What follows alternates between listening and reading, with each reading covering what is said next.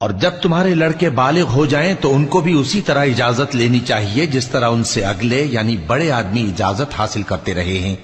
اس طرح اللہ تم سے اپنی آیتیں کھول کھول کر بیان فرماتا ہے، اور اللہ جاننے والا ہے، حکمت والا ہے۔ اور بڑی عمر کی عورتیں جن کو نکاح کی توقع نہیں رہی اور وہ زائد کپڑے اتار کر سر ننگا کر لیا کریں تو ان پر کچھ گناہ نہیں، بشرطے کہ اپنی زینت کی چیزیں نہ ظاہر کریں، اور اگر اس سے بھی بچیں تو یہ ان کے حق میں بہتر ہے،